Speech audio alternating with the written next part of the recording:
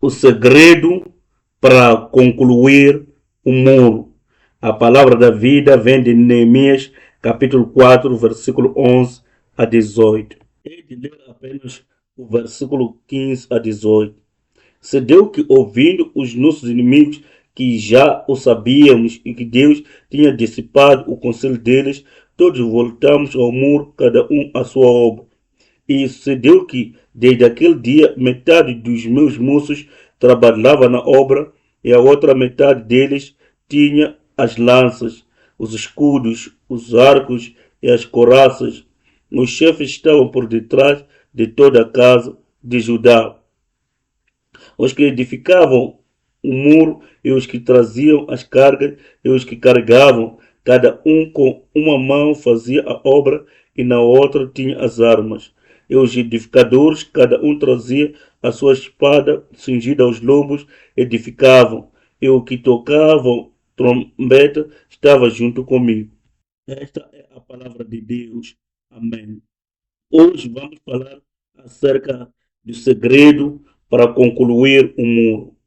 Aprendemos que houveram fortes perturbações e barreiras para a construção do muro, assim como de dentro e fora da comunidade. Mesmo assim, Neemias capítulo 4, versículo 6 diz: assim edificamos o muro e todo o muro se cerrou até sua metade, porque o coração do povo se inclinava a trabalhar. E foi concluído em 52 dias.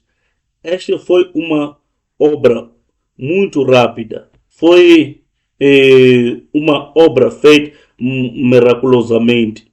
Quando tinham estas fortes perturbações e barreiras, mesmo a construção de qualquer outra coisa em 52 dias, naqueles tempos, seria um tempo recorde.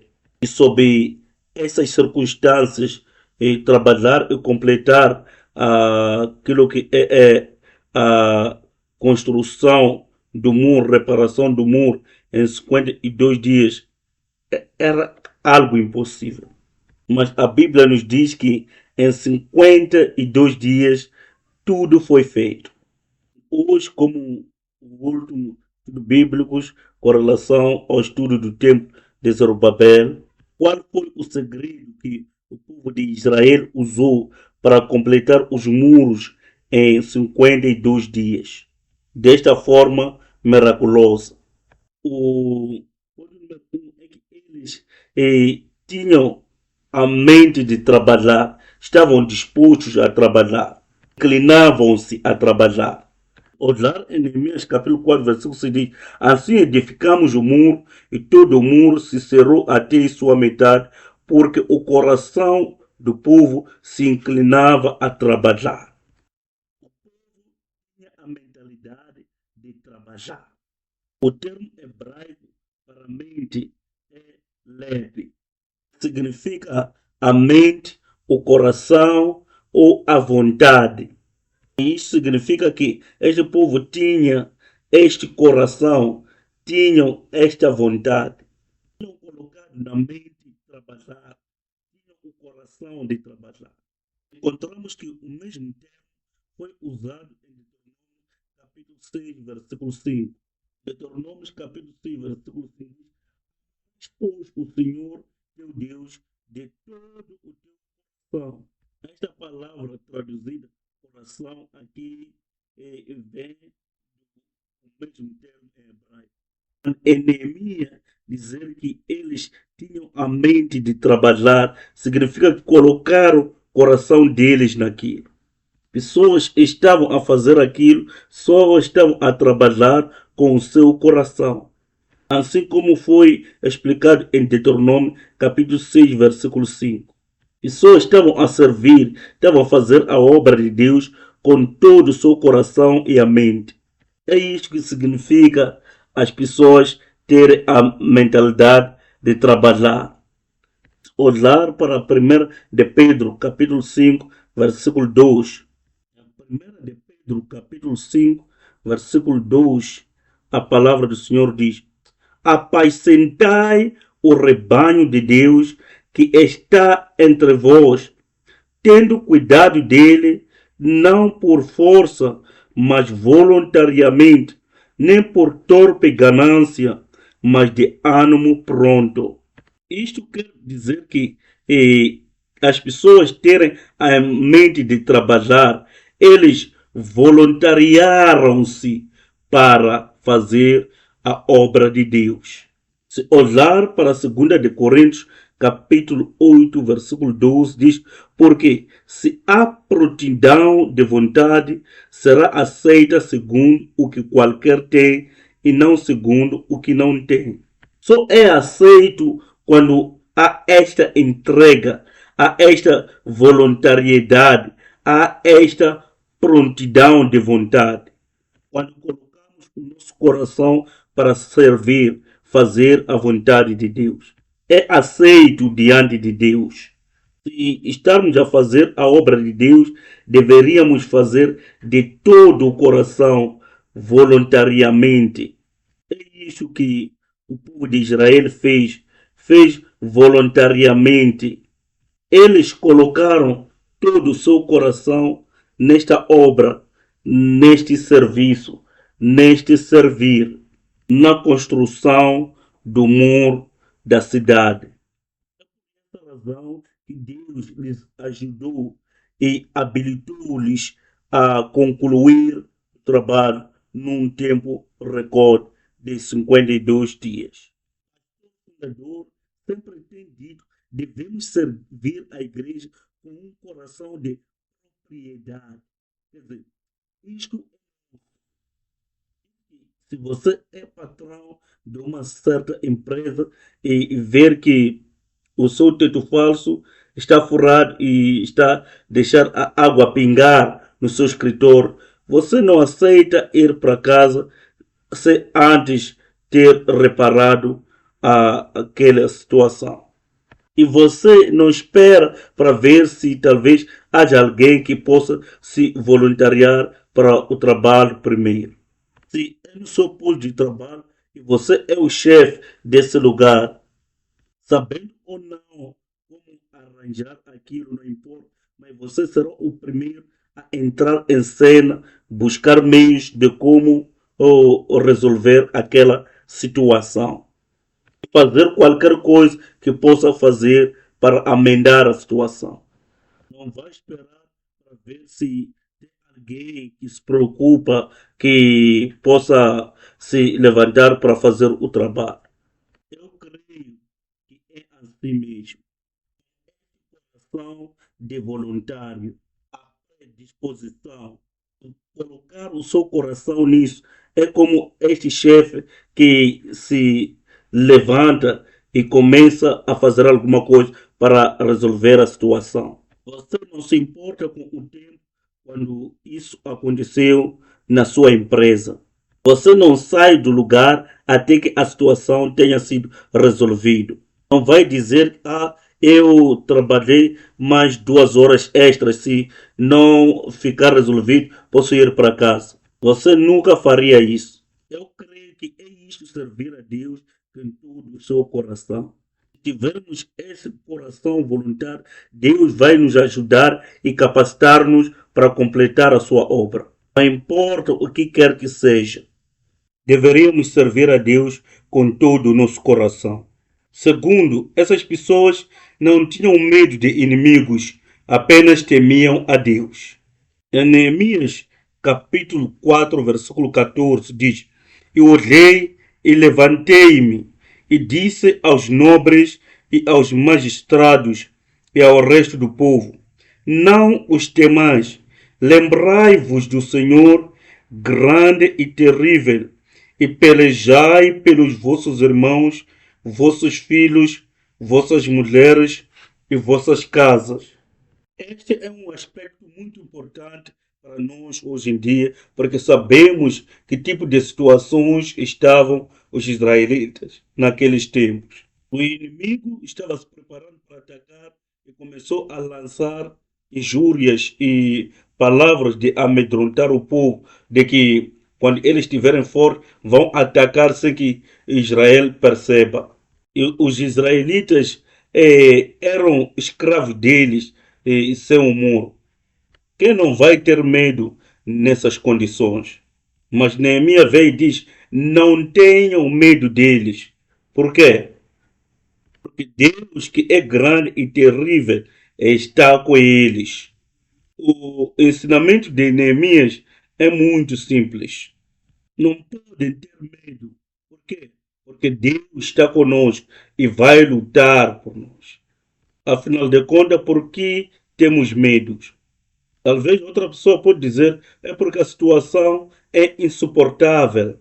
Veja, os filhos de Israel vieram de várias partes, quer dizer, viajaram para vir dar a mão e construir o muro. E os escombros são demais, o trabalho é muito pesado. E agora tem estes rumores de que os inimigos se ajuntaram e ajuntaram as suas forças, estão vindo para atacar a Jerusalém e parar com a construção. Desta forma, não há esperança, não há nenhuma saída aparente da situação. Sim, podem responder, por causa destes inimigos, temos este medo, por causa das circunstâncias, por causa da situação que não tem nenhuma saída aparente, não há nenhuma esperança aparente. É isto que brota medo dentro de nós. Mas isso quer dizer que nós não cremos que Deus está conosco. E o Neemias está aqui trazendo o antídoto. Deus está aqui conosco, por isso não tem mais. Lança para fora esse medo, porque Deus está aqui conosco. É isto que Neemias disse e creio que é isto que Deus está proclamando para nós hoje. Quando você tem medo, eu consigo entender a tua situação. No entanto, examine o seu coração. De onde vem este medo, afinal de contas? Será que não é pela razão de não crer 100% que Deus possa te ajudar? Que Deus está aqui conosco? E é muito mais forte do que o inimigo, que é muito mais forte do que qualquer situação com que podemos nos deparar. Ele está conosco. Então, se cremos que Deus está aqui conosco, deveríamos despir-nos deste medo. E não devemos mais ter medo dos nossos inimigos. E 2 de Timóteo capítulo 1, versículo 7 diz: porque Deus não nos deu o espírito de temor, mas de fortaleza e de amor e de moderação.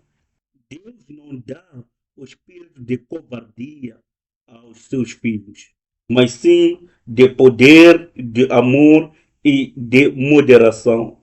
Vamos ver Josué capítulo 1, versículo 9 diz: não te mandei eu, esforça-te e tem bom ânimo, não pasmes, nem te espantes, porque o Senhor teu Deus é contigo por onde quer que andares. E diz: não te mandei, esforça-te e tem bom ânimo, não pasmes, nem te espantes, porque o Senhor teu Deus é contigo por onde quer que andares.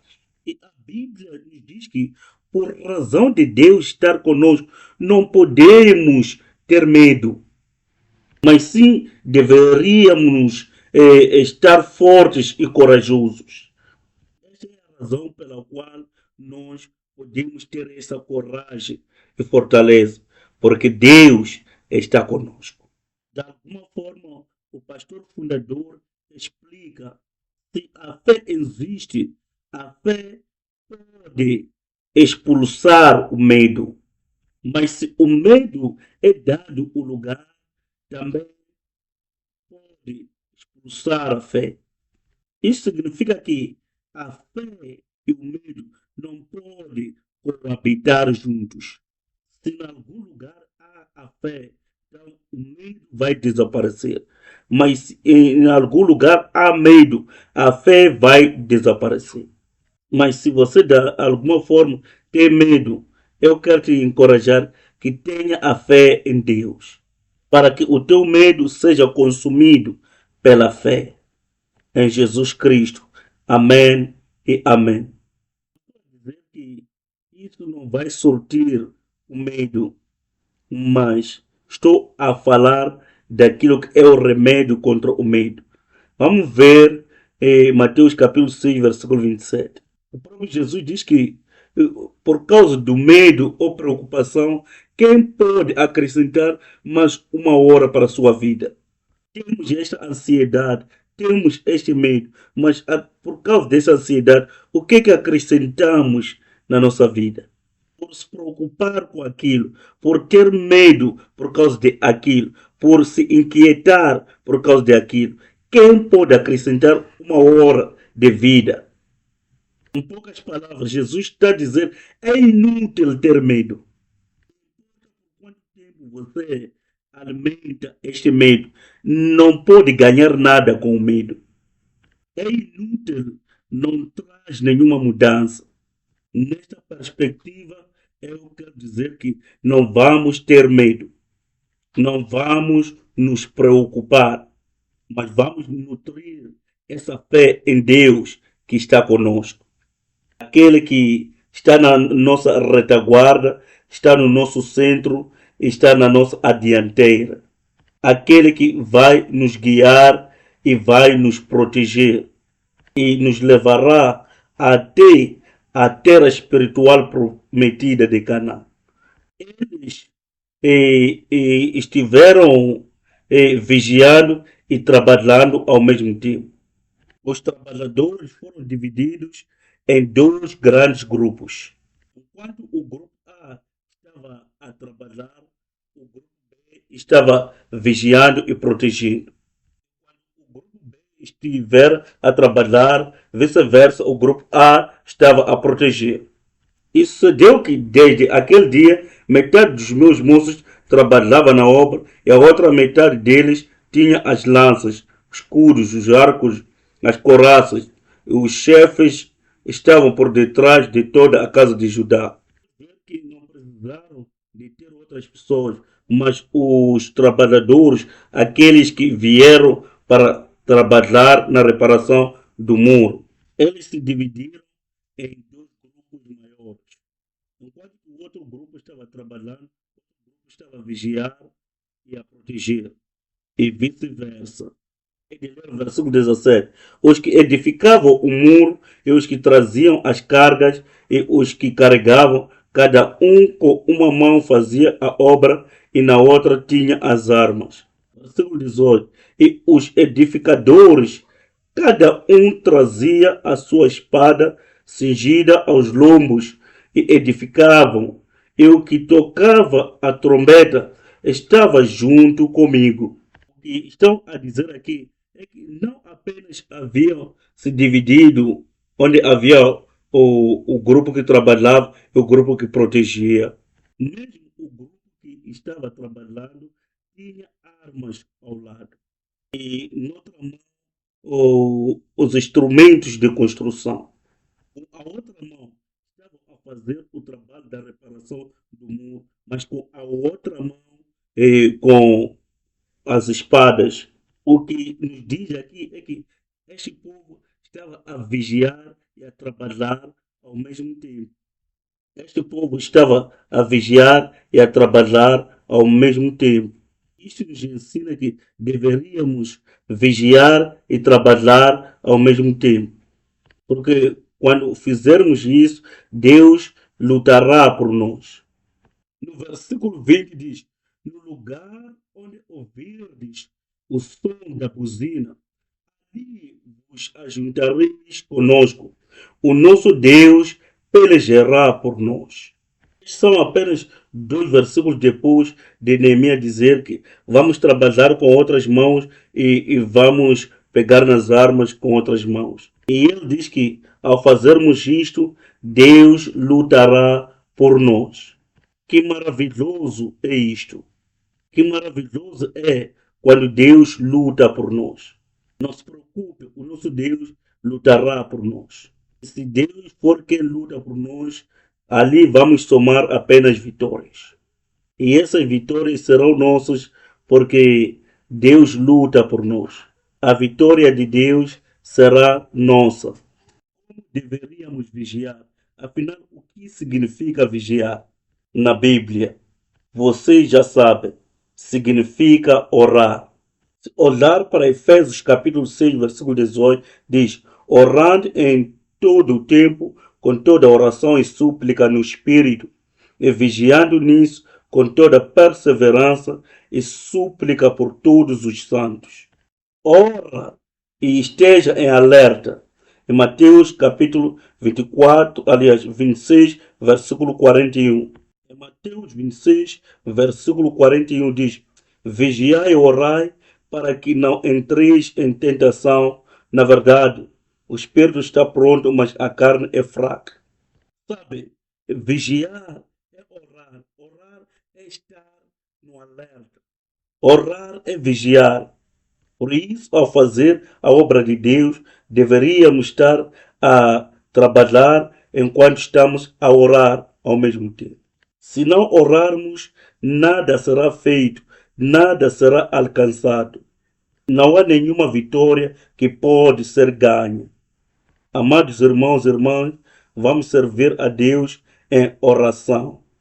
Vamos fazer a obra de Deus enquanto estamos a orar do outro lado, para que o Senhor possa lutar por nós e aí possamos ganhar vitória sobre vitórias. O ponto número 4 é: eles permaneceram em Jerusalém até a conclusão da construção do muro. Vamos ver Neemias capítulo 4, versículo 22 a 23. Diz: também naquele tempo disse ao povo: cada um com o seu moço fique em Jerusalém, para que de noite nos sirvam de guarda e de dia na obra. Isto nos mostra que havia um senso de urgência. Por exemplo, deixa-me deixar o exemplo daquilo que acontecia quando eu estava no campo de batalha. O que acontece é que quando chegamos, vivemos ali. Aquilo torna-se a nossa vida. Comemos ali, dormimos ali, fazemos tudo até recebermos o sinal de saída, ou seja, a ordem de saída. Soldados são treinados para a guerra. Quando a situação é de guerra, não há garantias que você vai retornar para casa. Então, tudo quanto conseguimos trazer será o material, serão os recursos que iremos usar para guardar e ocupar aquele lugar. Porque o lugar em que eu e o meu grupo estávamos a proteger é um lugar estratégico que eles ocupavam, os inimigos, para atacar a Coreia do Sul. Da mesma forma, Neemias e o povo sentiram esta urgência. Não há tempo de ir visitar as casas que estão fora de Jerusalém. Não há tempo de relaxamento aqui. A situação é de grande urgência. Me lembro que o pastor fundador sempre dizia: Deus está sempre ocupado. E creio que isto é para nos encorajar a termos o senso de urgência. Assim como Neemias no meio dos israelitas. Amados irmãos e irmãs, ao fazer a obra de Deus, precisamos do senso de urgência. Não podemos ser preguiçosos, não podemos nos demorar, não podemos procrastinar, não podemos adiar para o tempo seguinte. A obra de Deus está nos incumbida. Deveríamos deixar o conforto e nos empenhar na obra e trabalhar com o coração de urgência. Se nós fizermos isto, Deus vai enviar a sua ajuda e vai nos ajudar a cumprir a sua vontade, que é a obra da história da redenção nas nossas vidas. Amém. Conclusão para hoje. todos os trabalhos foram consumados por Deus. Olhar para Neemias capítulo 6, versículo 16 diz: E sucedeu que, ouvindo-o todos os nossos inimigos, temeram todos os gentios que havia em roda de nós e abateram-se muitos em seus próprios olhos, porque reconheceram que o Senhor Deus fizera esta obra. Neemias sacrificou a sua vida. Ele vivia como o copeiro do rei. Ele percorreu toda aquela distância até Jerusalém. Ele sacrificou toda essa vida de conforto, toda essa vida luxuosa que ele tinha no palácio. Chegou a Jerusalém trabalhar tão duro e de uma forma esforçada e investiu tudo quanto tinha nesta construção. E ele conseguiu alcançar este grande sucesso de concluir com os trabalhos dentro de 52 dias. E é uma realização marcante. No entanto, a confissão dele é de que esta obra foi concluída por causa da ajuda de Deus. É que foi Deus que fez todo esse trabalho. Foi Deus que realizou este trabalho. Esta foi a confissão de Neemias, de acordo com esta passagem de Neemias 6, versículo 16. Não deveríamos nos esquecer disto. Devemos sempre nos lembrar que Deus é quem realiza os seus planos e a sua vontade. Deus tinha um plano e o seu plano foi consumado. Foi Deus que consumou aquela obra. Foi Deus que realizou o trabalho.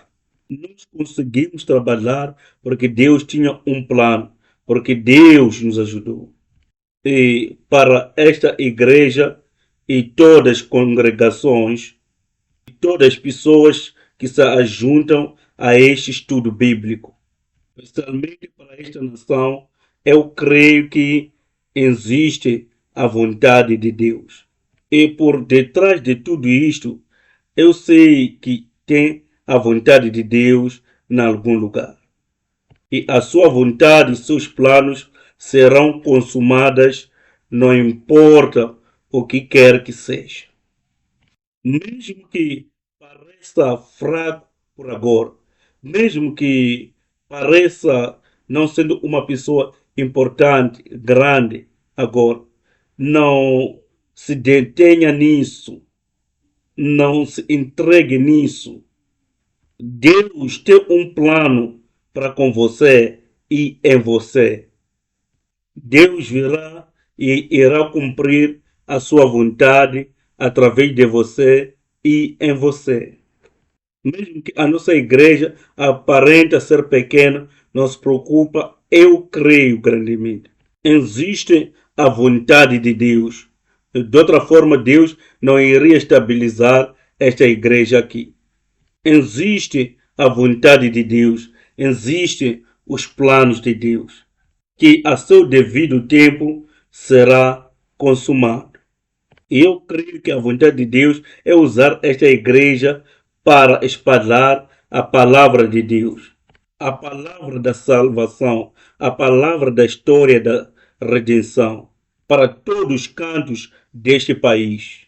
E eu creio que Deus fará isto, não importa o que quer que seja. E eu creio que, independentemente de todas as circunstâncias em que possamos estar a atravessar, existe a vontade de Deus e o plano de Deus. E o que eu sei é que os planos de Deus serão realizados. Amém. A única coisa que nós precisamos fazer ou ser é ser seus bons cooperadores ou ser bons parceiros de Deus. Eu quero dizer que Deus planeja, Deus processa e Deus realiza. Não há nada que nós possamos fazer. O importante é nós nos tornarmos bons parceiros de Deus.